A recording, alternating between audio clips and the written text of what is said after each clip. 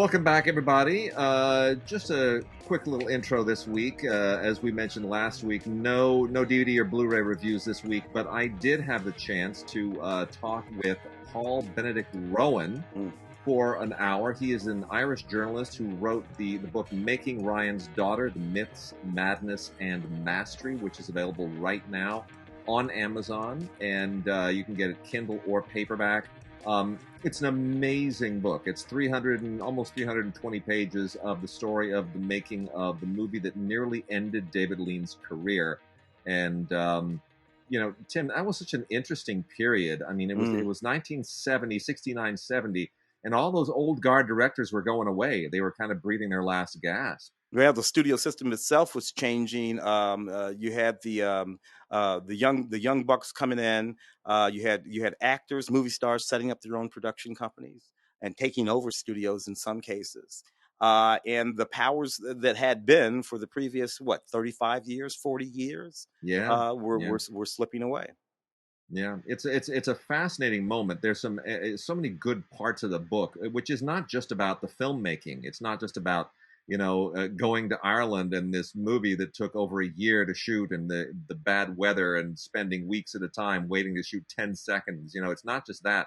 It's about how MGM as a company was changing, and how even during the course of this year plus of shooting, there was all this turbulence going on. I mean, I learned so much reading this book. It's a really good book. So, without further ado, here is my interview with Paul Benedict Rowan on his book, Making Ryan's Daughter, The Myths, Madness, and Mastery.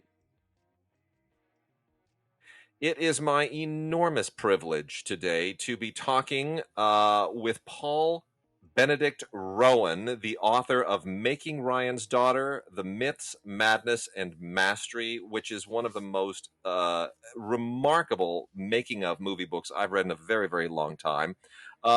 Just as a quick introduction, Paul Benedict Rowan is an Irish journalist, and he has written for the BBC World Service, and he has been a regular writer for the Sunday Times for the better part of the last two decades, writing on sports and news and everything else. And Paul, talk about, I mean, Ryan's Daughter, just to sort of preface it for people, it was almost David Lean's last film. As it turned out, it wound up being his second to last film, but it took him more than a decade to get around to making A Passage to India. And Ryan's Daughter just came around right at a sea change in the history of the movies, when everything was kind of leaving the 50s and 60s behind and moving into the grittier and more rough and tumble 70s. And all the old school directors were sort of being left behind. And Lean was coming off of his greatest success in Dr. Zhivago, with two Best Picture winners prior to that, Bridge on the River Kwai and Lawrence of Arabia. How could Ryan's Daughter fail? And yet fail it did. And the backstory to it lends so much information into that. How did you come up? Obviously, this it ties in. If you're Irish, you know a great deal about Ryan's Daughter. It's kind of a legendary shoot. But talk about what led you to do this, because you did these interviews over a very long period of time. Yeah, I even going back to the last millennium. If 1999, I kind of started my work on researching the book, and really there was an intense period over the turn of the millennium where I did most of my interviews. I traveled to Los Angeles to speak to some people over there and do some research.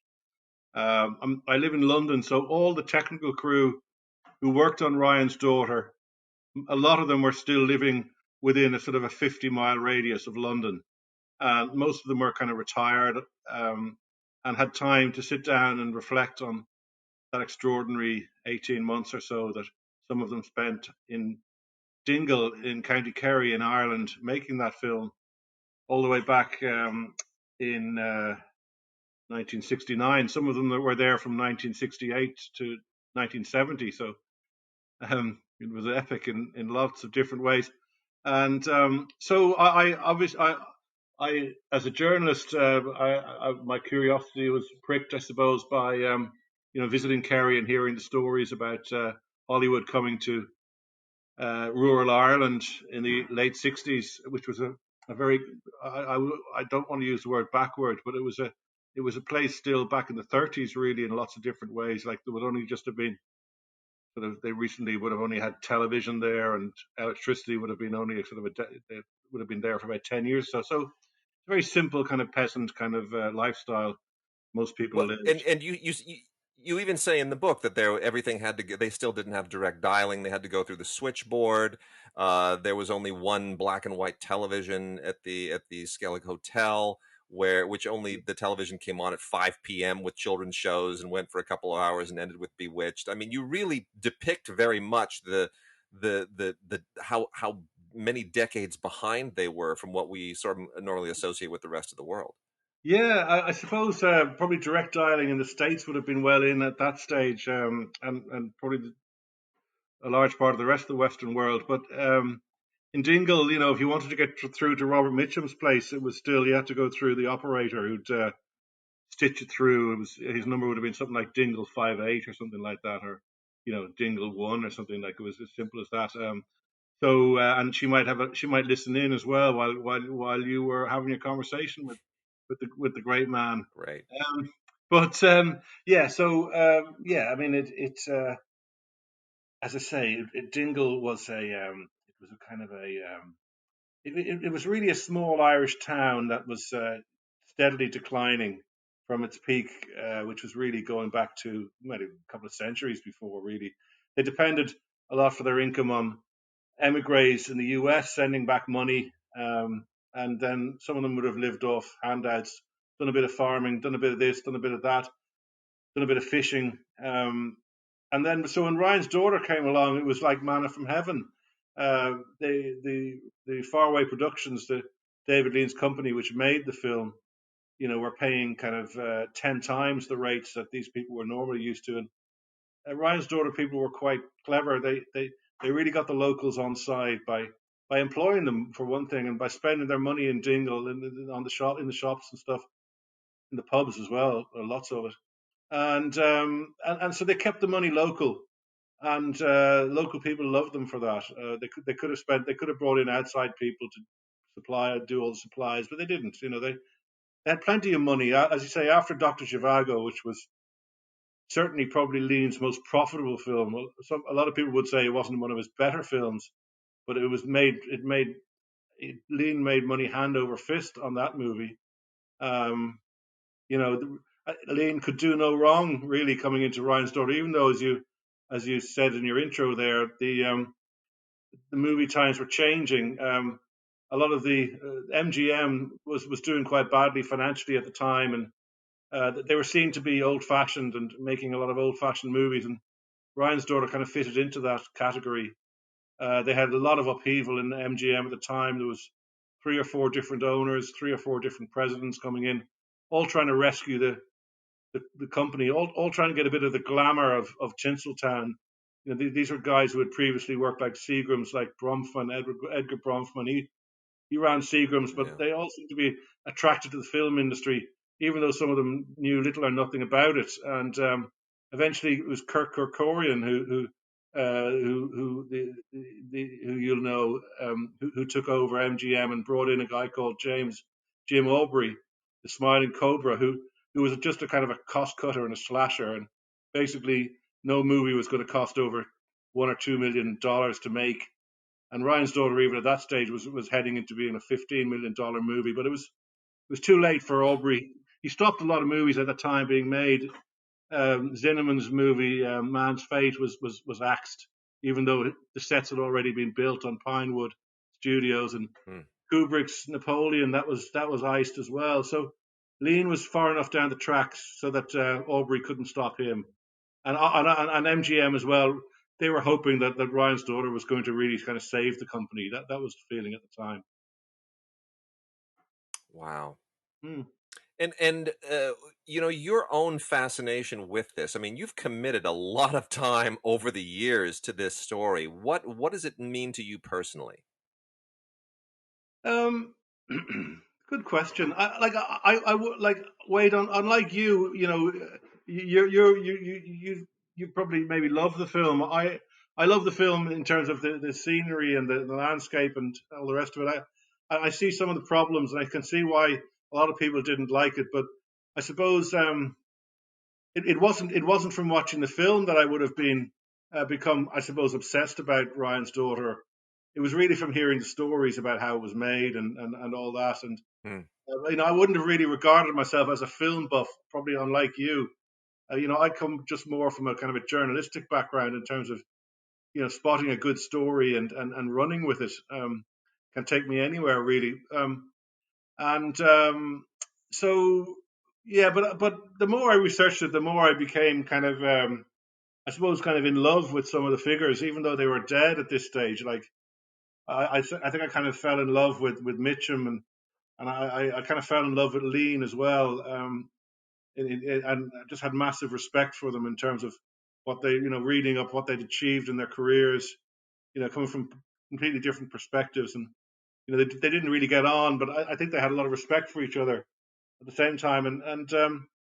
And yeah, I suppose it was also fascinating in that I was exploring. Once I started doing the research, I met a lot of really kind of fascinating and kind of colorful personalities.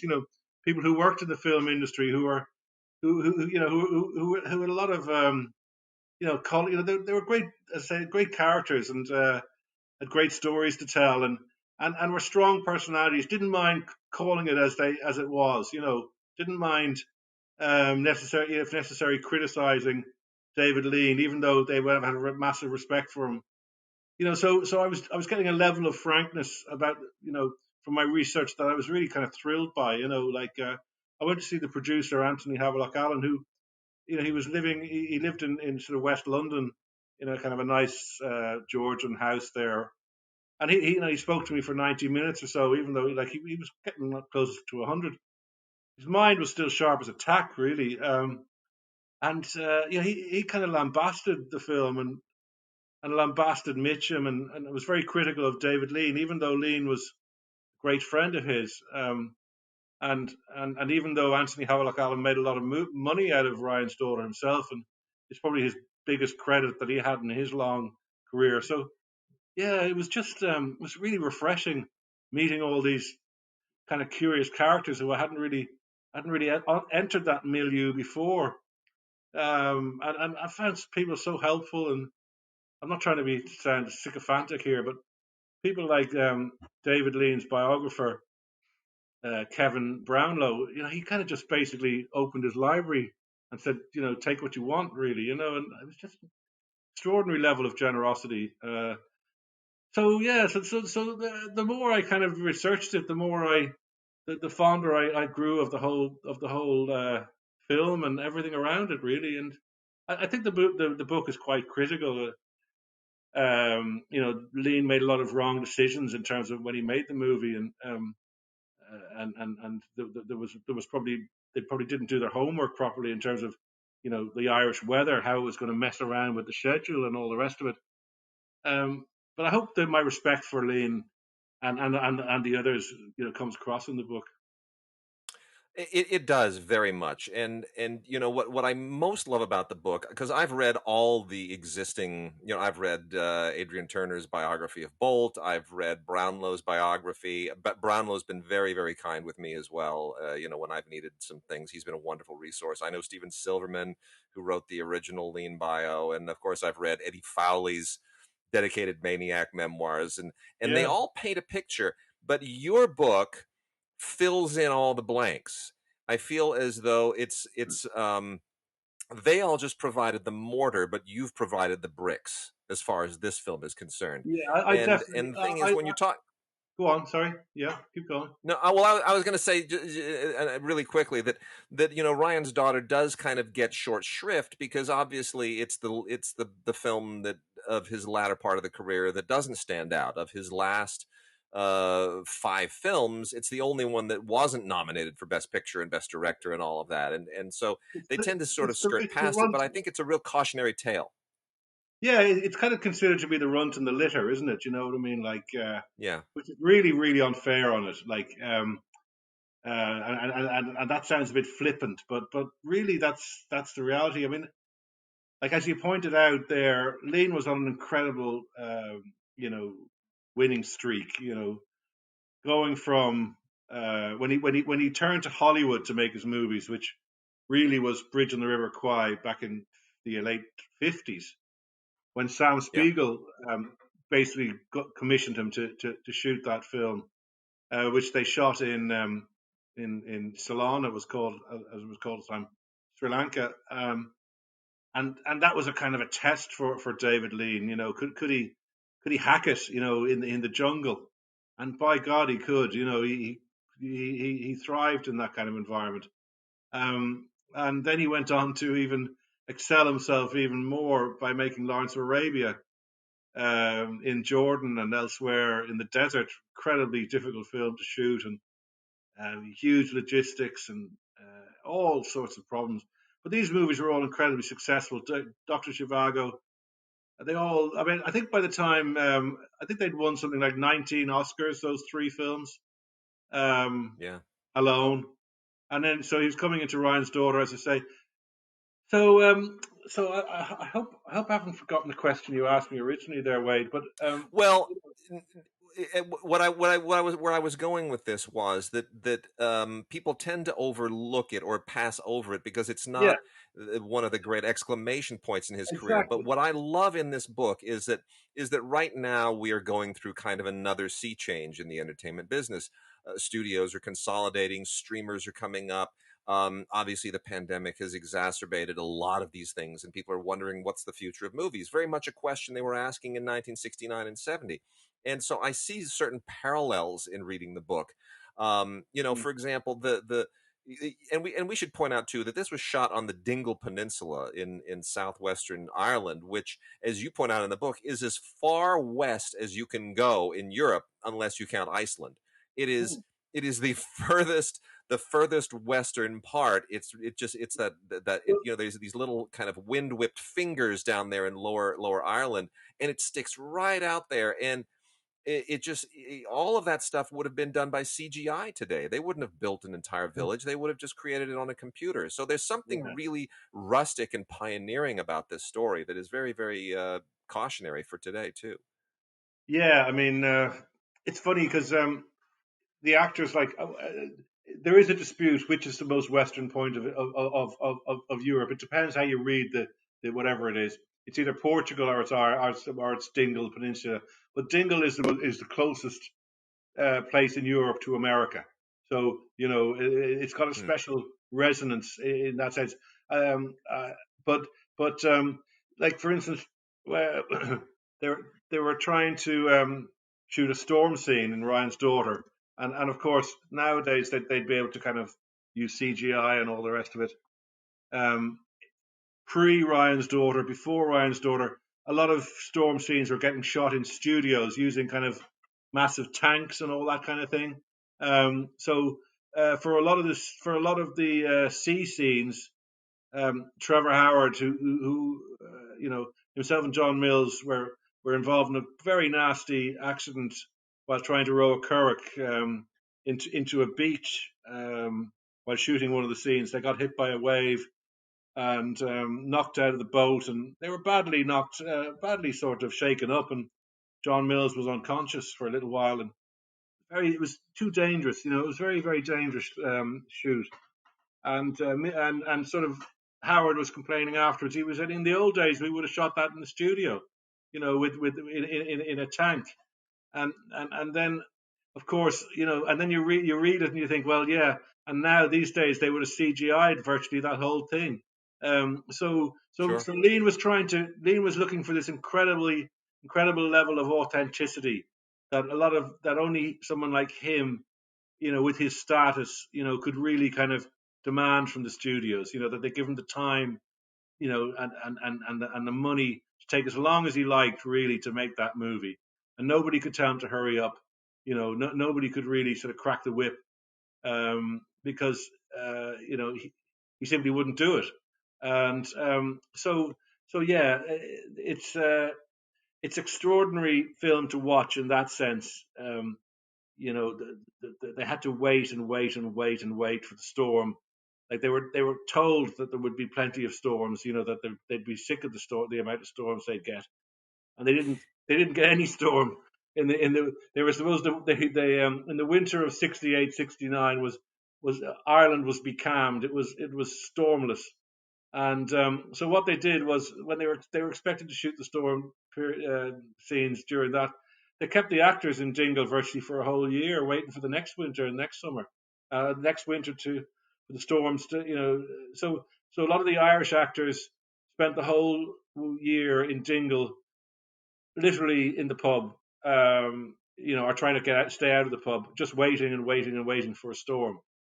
And so the costs sort It's of just escalated, amazing. rocketed, and of course, they were all they couldn't they were all sort of they had to stay within a sort of 20-mile radius of Dingle, in case suddenly that they were called to get before the camera. So so it became a very kind of cloistered environment in Dingle, and they almost became like kind of gossipy villagers themselves in a way.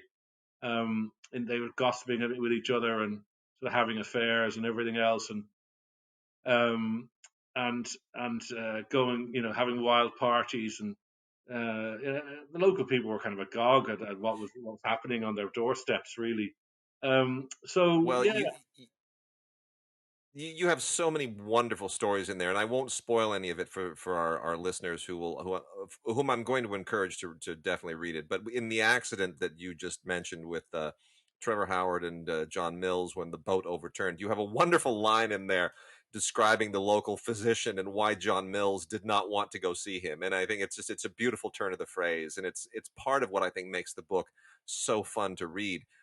Speaking of the parties, I mean, I reading about Robert Mitchum grabbing his German hunting knife and chasing a local around the rented mansion of Robert yeah. Bolt and Sarah Miles, I laughed. You have so many great anecdotes in there. Well, you know who showed me that knife? Because I went to Spain. I mentioned earlier that a lot of the technical crew were sort of scattered around London. Um, some of them were also in Spain.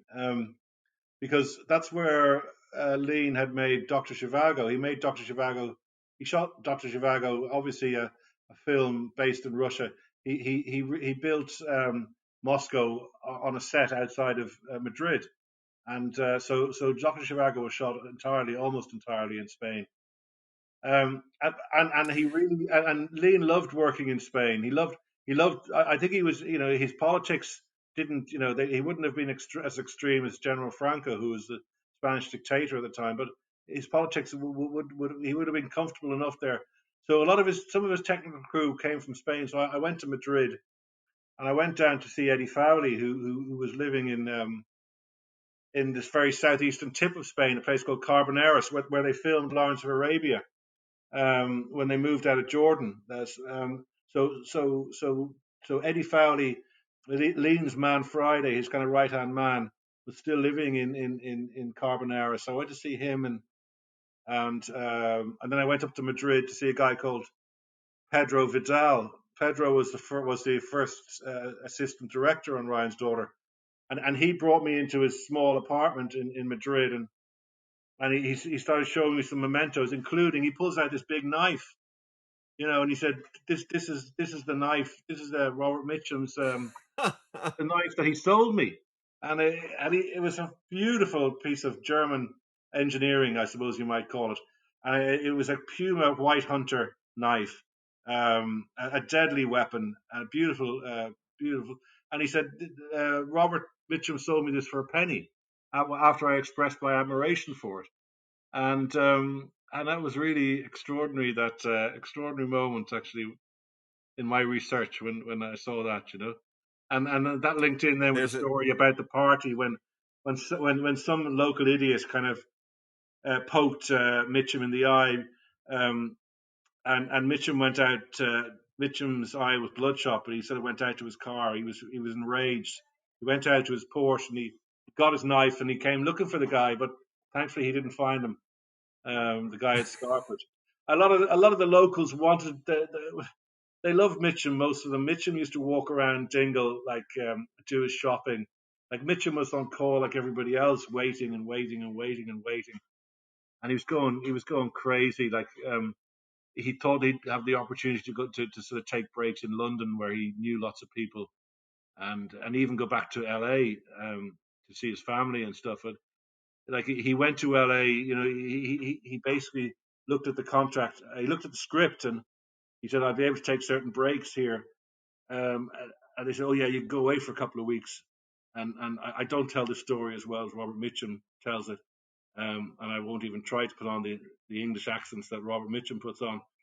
But anyway, he gets home to his family home in Bel Air. Next minute, the phone rings. We need you back. Straight away. He's only just come in the door, so he has to fly back to Dingle. And then he doesn't work for 2 weeks, 3 weeks. He's just kept waiting again because the weather is rubbish or whatever. So he's just going absolutely stir crazy in Dingle, and he builds up a kind of resentment towards the producer, particularly. Um, and towards Lean. He blamed both of them for making his life so miserable, um, and he didn't hold back, particularly when it came to dealing with the producer. Sure. I think there's a really interesting lesson to be gleaned here to kind of come back to that, and just to sort of set the stage a little bit for listeners who may not be that familiar with the film, which is not yet on Blu-ray, hopefully soon. But it was also the first film in a very long time that was from an original script for Lean. It was something that Robert Bolt had written, loosely based on Madame Bovary originally, and set in France, specifically as a vehicle for Sarah Miles, whom he had just married and who was 17 years his younger, his junior, and who was kind of an up and coming actress who had done a few things, including Joseph Losey's The Servant. And Robert Bolt obviously wanted to make a star out of his wife, and I think. Reading your book, it seemed I think you more or less make the same point that there's a certain degree of cockiness that Bolt and Lean had coming off of their successes with Lawrence and Dr. Zhivago, thinking that here they had adapted prior material and had these two great successes, that they could do no wrong. And they sat down together in Rome and fleshed out this script and moved it from France to Ireland, and kind of took a small story and turned it into a grand epic, and perhaps didn't realize that much of what their prior success had been was inherited from the pre-existing material, that perhaps they could not and should not necessarily generate something purely from scratch, because it would bring out all of their own worst impulses unrestrained by pre-existing material. Would you say that that's perhaps a fair assessment? Yeah, I think so. Well, maybe slightly harsh on Bolt, and um, in that Bolt would have been a pretty creative guy who could generate his own material rather than just adapting Seven Pillars of Wisdom as he did for Lawrence of Arabia. Um, and then he basically for Dr. Zhivago he had to distill um, the book, you know, which is a Which kind of is huge, sprawling yeah. epic, and he said it was like trying to straighten cobwebs. Um, so he was kind of sick of doing that. Really, I think he that's what he said anyway at the time. He said, "I don't want to do any more of this, this sort of stuff." Um, and uh, they look, they tried to pass off Ryan's Daughter as a totally original film, but and most people accepted it as such. And then afterwards, they said, "Oh, we fooled you. It was actually Madame Bovary dressed up in a slightly different context, different time, in a different country, etc., etc." But yeah, they they I suppose they were. Lean was a fierce romantic. He didn't like Bolt's original script, which was Madame Bovary, just a straightforward adaptation of Madame Bovary. He didn't like it particularly, but Lean had just fallen in love with a young woman himself, uh, who became his fifth wife. He was married at the time to an Indian woman, and then when he was in India, he met yeah, I suppose you might call them he met a kind of a Western woman who was born in India to Swiss parents, young girl, Sandy Lean. She was Sandy Hoth. She was 20 years of age. So he kind of he came to Jingle with his young girlfriend. Really, everyone kind of assumed it was probably his wife. Um, and so he kind of originally dismissed Bolt's picture, uh, Bolt's screenplay, not screenplay, Bolt's script, because he thought Bolt's sort of fallen for this Sarah Miles woman, and he's kind of he's kind of lost it. He's lost the plot a bit, and then sure enough, Lean then loses the plot by falling in love with a young girl himself. So that's what the kind of film is about. It's about kind of whether an older man stayed in his ways can satisfy you know a young woman in terms of her expectations and what she wants out of life.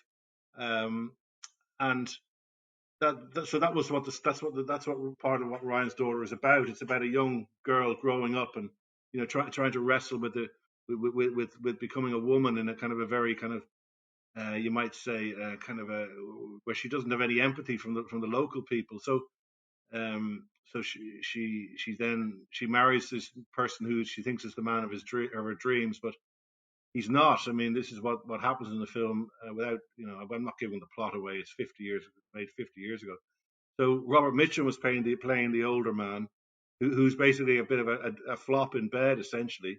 Can't really satisfy Rosie in that department, and then she goes and runs off and had an affair with, of all people, a British army officer, the occupying forces who the local people hate. So then you have this kind of forbidden love aspect to the story. So yeah, so it didn't really have that kind of epic quality though that say Shivago or Lawrence Arabia had, that which kind of spread across kind of almost like generations and involved kind of epic kind of battles and conflicts, and they were genuinely epic Yeah. material. Ryan's Daughter was really just a kind of a small love story. Um, like Leo McKern, who played the part of Ryan, the publican, the father of Rosie Ryan, Ryan's daughter. He said it was like a women's magazine story, really, which was a pretty, which was Hmm. meant as a criticism, and certainly came across as a strong criticism. So yeah, but Lean was, as the producer said, a part of the criticisms from Anthony Havelock Allen was that of Lean was that Lean was sort of in epic mode, and he couldn't kind of snap out of it. He just couldn't, and he kind of fell in love with the kind of rugged Irish countryside. So it was this small little love story packaged in this enormous kind of vistas of landscapes, and some people said that the characters kind of became kind of microscopic set against the kind of big backdrops, and I think that's probably a fair criticism. Although I'm so biased because I love those backdrops. They're part of my childhood, and visiting there on holiday, that I can just soak them up all day, but not everybody can. So, yeah, it's funny that way. Well, I saw the film projected in 70 millimeter probably about 10, 12, 13 years ago at the Academy here, the Samuel Goldwyn Theater at the Yeah, Academy, and it was one of the most transcendent things I've ever seen. I mean, I had only seen the film in 35 or on video before, and this was my first time seeing it the way it was meant to be seen, the way it had been originally seen, and it was. I've never seen the beauty of Ireland captured more vigorously or vibrantly. yeah. It was really really extraordinary, and I think the film has aged well. To Wait, be wait, honest, wait, it's interesting. wait. Yeah. Let me interrupt you there for a second, okay? Because I went to see it in LA as Yeah. well, at the Academy Samuel Goldwyn Theatre on the 15th of Yep. November, 2002. Were you there? W- I was there, so we were there at the same screening. That was it. Yes. And now it's taken us best part of 20 years to actually have a conversation. You Yeah. know, No, that's great. No, that was it. Yeah, I didn't think it was that long ago, but it was. It was 2002. Yeah, for sure. because that was the day that they one of the Mills's daughters was there, Harriet or Juliet, or one of she was introduced. Do you remember that? No. Yeah, that was an amazing screening. It was just luminous, and as I understand it, I think that was I that I think Robert Harris told me that was an answer print, but I'm not quite sure. But still, I mean, it was extraordinary. And the thing that I find most interesting too, in that respect, is that it was the last of the great 70 millimeter films shot in '65 until Far and Away with Tom Cruise and Nicole Kidman, which was also Irish, and which I saw at the Cannes Film Festival when it came around. But this film not only ended Lean's career through the '70s and into the beginning of the '80s, but it ended the 70 millimeter moment that was so dominant in the 1960s. It really was the last of a certain breed of film, and I don't think it meant to be, but it wound up being. Do you think that in many respects that the film's box office failure at the time uh, reverberated in that way? Did it sort of send a chill down some people's spines about trying to go and make another one of these big widescreen epics? Um, Look, I'm probably not the best person to sort of answer that, except to say that making a movie in 70 millimeter, 65 to 70 millimeter, it's incredibly expensive. Um, you know, you've got to you need massive lighting. This is what Lean found. He had to get in these huge brute. They called them brutes at the time. Um, these things weighed, they were a ton. They weighed a ton. So everything was bigger. The lamps, the stands, the track that it ran on, the cranes, everything was just like a enormous logistical, exercise. Um, he had shot Zhivago in 35 millimeter, and won, and it had won Oscars for Freddie Young, who was the director of photography, the cameraman. Young won an Oscar for virtually every Lean movie he worked on, including Ryan's Daughter. And Young was sort of happy enough at 35 millimeter, but David Lean was insistent on 70 millimeter. I think partly because he had got to the stage where he could call the shots exactly as he wanted to do it, and he wanted to go back to the 70 mil that he had shot Lawrence of Arabia with. Um, and everything was contracting, post Ryan's Daughter, as we talked about earlier with the budgets for films. Sort of the power of television was enormous. Um, 70 millimeter meant nothing, and it didn't work for television, does it? You'll know as well as I would, Wade. So I suppose a lot of the screens were probably changing as well. You need a massive screen to show that kind of wide format, don't you? Rather than a square True. screen, Yes. you need a massive, almost like a letterbox kind of screen. So yeah, I think there was other things came in, wasn't there? Other kind of fads came in terms of the way that they shot film, and there was all sorts of Panavision and all sorts of things being. I'm not sure I've got the name right there, but it was a I think probably, as you say, the logistics and the expense of shooting in 70 millimeter were enormous, and probably Ryan's Daughter. It wasn't a particularly successful movie, and so probably people felt it was an object lesson in excessive spending, and they moved away from that form of shooting. How many of the people involved are still alive? I know Sarah Miles is still alive and bounces around between Europe and here in Los Angeles, if I've understood correctly. But is Sarah really the last, or are there any key figures that are still with us?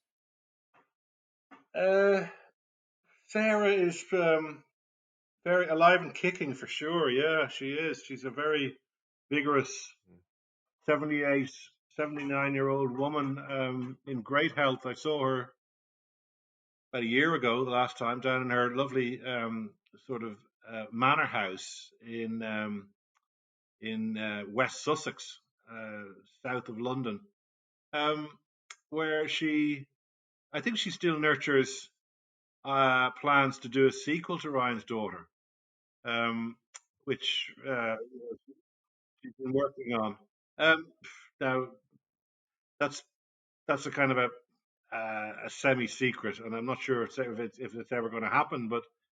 Um, but she, so she kind of No, I think she has spent some time in her life. She's really the last big figure alive, Wade, really, from the film. Sadly, Christopher Jones Yeah. died about 7 or 8 years ago. Mitchum died in sort of 1997.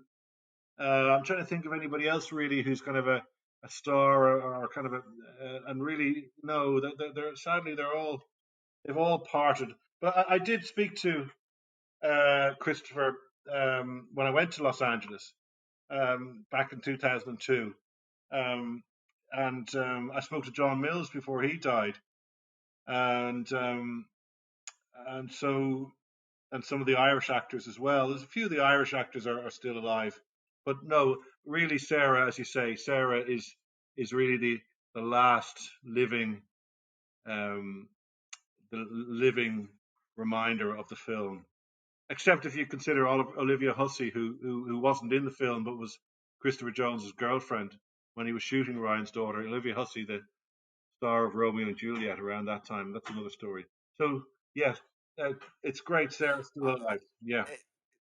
And I have to say too, that is one of the things that I most enjoyed are the little tangential stories about how this connects everything. Ryan's daughter winds up being a very strange hub to a lot of other goings on that Christopher Jones's managers that they while they a gay couple who were on kind of on holiday more or less during the film, that they had rented out their house to Roman Polanski and Sharon Tate, and suddenly all of when you share those anecdotes, it enlarges the world of Ryan's daughter. Or when Pedro heads to Los Angeles to try to talk Marlon Brando into taking the part that Christopher Jones eventually took, and you have a very very funny anecdote about that as well. I mean, they're all of these wonderful peripheral stories that just sort of paint a picture not just of this production, but of Hollywood at this very eccentric moment of time when it Mm. was changing from the culture of the studios to a bit more of a lazy kind of counterculture independent world of the late 60s and 70s. It really does seem to be this transitional moment, and many of them, I mean, Christopher Jones certainly, because he had made a lot of these very popular counterculture films, but a lot of them, like Lean, weren't really ready for that change. And I think you paint that world very, very beautifully, and you paint that moment in time very, very vibrantly as well.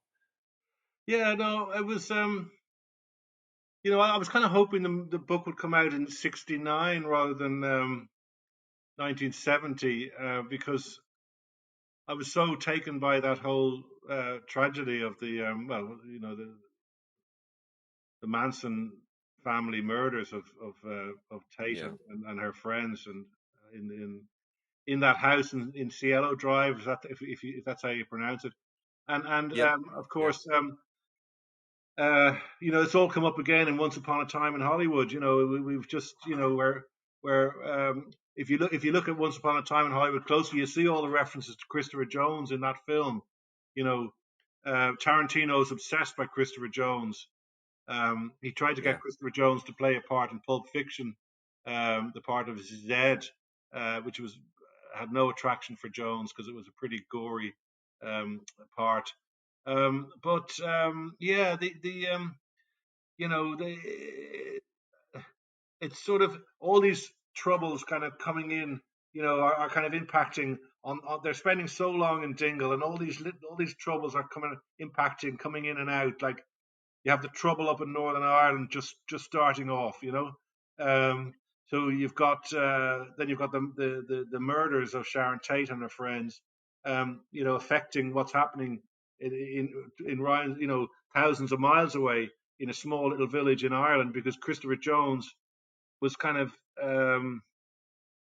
was said to be having an affair with Sharon, not necessarily at that time, but a few months previously, and was a good friend of Sharon Tate's, and it kind of really messed his head, and really affected him in terms of the shooting of Ryan's daughter. He had a lot of mental problems around that time, and Liam couldn't found it very difficult working with them, um, and I didn't really sort of have any sympathy for the fact that this was um, a very kind of confused young man, going through a difficult period, making the biggest movie of his life, as you said, he had made a few counterculture movies, and he made a movie called The Looking Glass War. But this was his big kind of break, getting this part in Ryan's daughter, Christopher Jones, who kind of um, who was really struggling to get up to the task, frankly, and kind of delayed the movie a lot because they had so many problems getting him to play the part properly, and yeah, it didn't help like that the murders of Sharon Tate and her friends really badly affected Christopher Jones, and he also crashed his car, his Ferrari, as you probably remember. Almost lost his Yeah. life. Some people said he was trying to commit suicide. I spoke to Christopher, and he strongly denied that. And I found Christopher a very engaging individual, I have to say. Yeah. So and then when the movie's over, Christopher goes back and lives in that same house. Lived in Cielo Drive, in the lodge, in the sort of gate lodge, and he kind of he dropped out. He became part of the counterculture himself. He became a kind of like a hippie, even though he never really embraced that particular movement up till that time. So the Christopher Jones story is one of the most interesting parts of the book. What happened to Christopher Jones, and um, and perhaps I'm not saying Ryan's daughter was cursed. I mean it's just too flippant to say that. But there was two people going into that movie who were supposed to become superstars. One of them was Sarah Miles, and one of them was Christopher Jones, and both of their careers kind of declined very very sharply after that. Christopher virtually never made another movie again, and Sarah had a huge problem post Ryan's daughter over the death of David Whiting, her manager. When they were shooting a Right. film in over in Arizona, um, and kind of she said she became blacklisted by Hollywood over that. I think they just did. I think Hollywood just couldn't cope with Sarah. She was too wild. She was too much of a she was too much of an alternative kind of character, really. And yeah, so that was one of the legacies of Ryan's daughter, was the fact that those two actors really kind of it didn't work for them, frankly. That's sort of part of the reason as to why Ryan's daughter is in some ways seen as a bit of a failure. And it's funny because again, I think the film has aged beautifully with time. I think unless you know all of these backstories to it, unless you know all of the problems, I think watching it today, it just feels like a wonderful, wonderful throwback to a kind of film that just doesn't exist anymore. And there's something sort of deliriously romantic about it. And again, unless you know all of the problems, you would never see them necessarily on the screen, at least not with our 50 years of hindsight.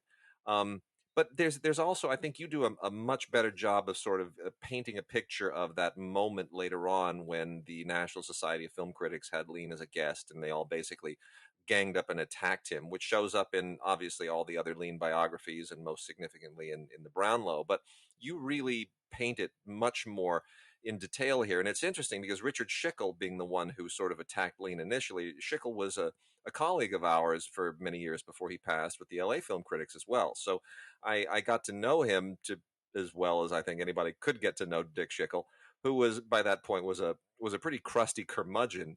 But I think what comes out the way that you write it is perhaps that there was not as much ill intent as Lean may have perceived.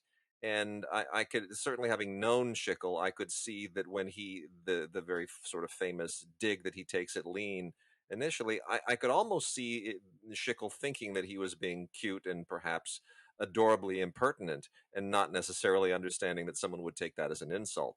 Yeah. So I mean, again, it's really, you paint that picture very, very well as well. Do you also feel that perhaps the film has aged much better, and that we see it through, not to pun intended, but rose-colored glasses?